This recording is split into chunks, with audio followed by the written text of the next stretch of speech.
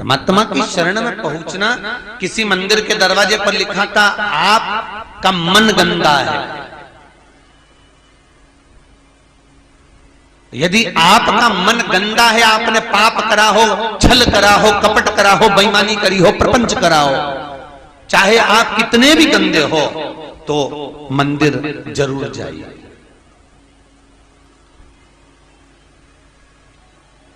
आपका मन गंदा है तो मंदिर जरूर जाओ।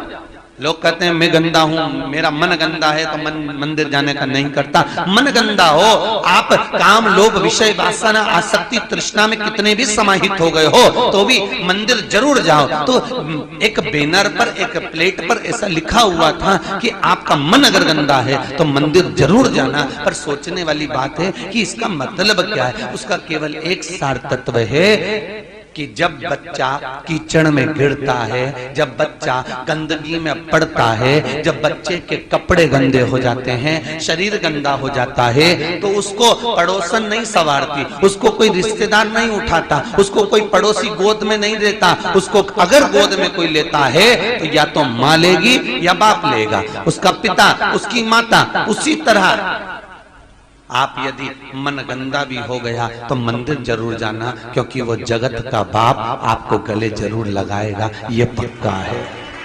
वो जगत की मां, जगत का बाप आपको हृदय से अवश्य लगाएगा। क्योंकि चाहे कितने भी गंदे काम, लोभ विषय आसना वासना आसक्ति तृष्णा जितने भी तुम समाहित हो गए, चले गया।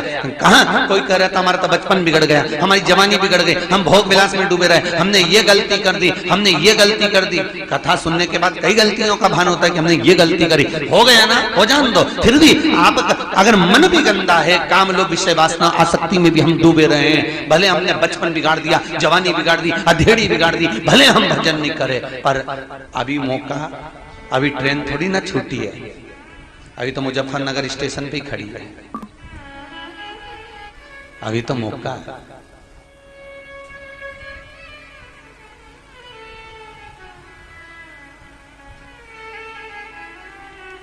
अच्छा ईमानदारी से बोलो, स्टेशन पर उतरते समय आप स्वयं पहले उतरते हो कि सामान पहले उतारते हो? जम के बोलो। सामान उतारते हो, पहले पूरा सामान बाहर, फिर अपन बाहर। कितनी ज्ञान की बातें हैं कि मंजिल पर पहुंचना है और मंजिल का स्टेशन आ चुका है, सबसे पहले आपने सामान बाहर फेंका, उसके बाद आप उतरे हो। बस यही भागवत का सार तत्व है कि काम लोभ विषय वासना को मरने से पहले बाहर फेंक दो, उसके बाद मंजिल तक पहुंच ही जाओगे। स्टेशन पर उतर ही ना, सब फेंक दीजिए, आसक्तियों की परिपूर्णता को निपटा दीजिए। लो एक बेग है, ये सारे काम का बेग, लोभ का बेग, विषय का बेग, वासना का बेग, तृष्णा का बेग, ये बहुत सारे बेग हैं साहब। ये सामान ही तो सबसे भारी है, नहीं तो व्यक्ति तो यूं ही अच्छे से चले जा। यात्रा कोई बेकार, यहाँ कोई परेशानी क्या तुमको? अरे बोलो तो सही, नहीं कोई कष्ट हो रहा हो तो बताओ, बस बंदर ही परेशान कर रहा है, बाकी के कोई परेशानी हो तो बताओ। अरे बोलो तो सही, नहीं है ना कोई परेशानी, भोजन में कोई परेशानी नहीं। सबसे ज्यादा तकलीफ कब होती है? बस वो स्टेशन पे उतरते और चढ़ते। ये सामान जो है ना, बस सबसे ज्यादा उलझन ये सामान से है। काम लोभ विषय वासना तृष्णा आसक्ति, ये सामान से सबसे ज्यादा तकलीफ है। नहीं तो लीला भाई तू तो एक नंबर की है, तो कहीं बुरी तुम नहीं हो, तुम्हारी ये आसक्ति, ये तृष्णा, ये लोभ, ये विषय, ये वासना, ये हमारे बेग जो है ये हमको कष्ट प्रदान कर देते हैं। और हम सामान रखते हैं किसी बेग में और ढूंढते हैं किसी बेग में, और घंटों निकल जाता है, बाद में वही सामान बाहर पड़ा हुआ मिल जाता है। बस यही है, आसक्ति के बेग में काम को ढूंढ रहे हैं और काम के बेग में आसक्ति को ढूंढ रहे हैं। आसक्ति में लोभ को ढूंढा जा रहा है, लोभ से विषय में ढूंढा जा रहा है। और हम ढूंढने में सारा फैला लेते, इतना फैलाते हैं कि पूरा, किसी की तो आदत रहती है जब तक वो पूरा फैला रहा नहीं फैला रहा, उसके कमरे में मजे ही आनंद।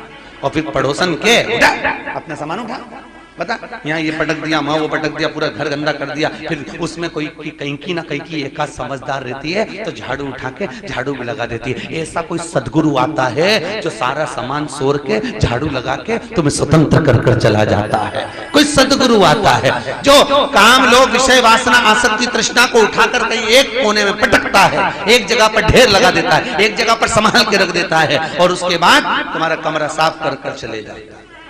आसक्तियों से परे ढूंढो।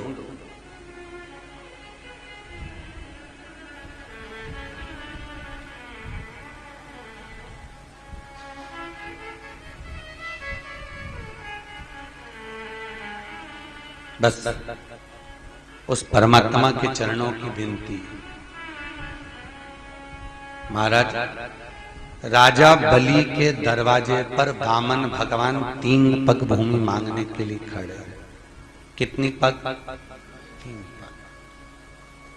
भाग्य देखना कितना किस्मत वाला है। कौन? राजा बलि। उसके भाग्य के बराबर दुनिया में किसी का भाग्य नहीं हो सकता साहब।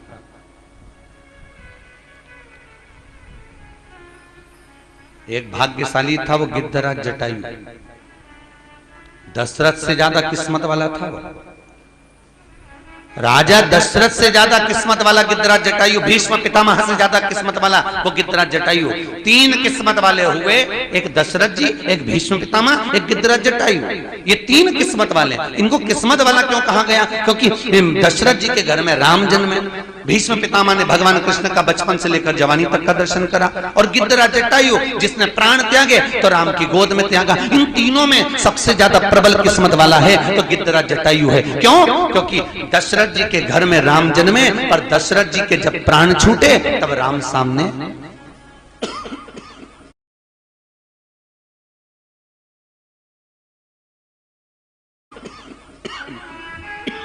नहीं, राम सामने नहीं। भीष्म पितामह जिसने भगवान कृष्ण का बचपन से लेकर जवानी तक का दर्शन किया, पर जब प्राणों को त्यागा तो कृष्ण सामने नहीं थे। पर गिद्धराज जटायु जिसने जीवन भर मांस खाया, पर जब प्राणों को त्यागा तो राम को सामने पाया। बस ऐसा ही हमारा जीवन हो। बचपन गया जाने दो, जवानी गई जाने दो, अधेड़ी गई जाने दो, पर बुढ़ापा मत बिगड़ने देना। बुढ़ापा आता है तो गवर्नमेंट भी रिटायर कर देता है, जाओ रे अब तो जिंदगी संवार लो। गवर्नमेंट भी रिटायर कर देती है। क्या कहती है? अभी तक तुमने जो कमाया वो परिवार के लिए, अभी तक तुमने जो किया वो तुम्हारे परिवार के लिए, अभी तक जो तुमने किया वो तुम्हारे कुटुंब के लिए। अब 60 के हो गए, 40 वर्ष तुम्हारे पास में दे रहे हैं, आधे से ज्यादा उम्र तुम्हारी खप गई, केवल 40 वर्ष। जाओ अब थोड़ा जाकर भगवान का भजन करना। अभी तक परिवार के लिए करा, अब अपने इस आत्म कल्याण के लिए करना। तो गवर्नमेंट भी रिटायर कर देती है, चले जाओ अब जाओ। पर कई लोग ऐसे होते हैं कि रिटायरमेंट मिलने के बाद में भी दूसरी जॉब ढूंढते हैं।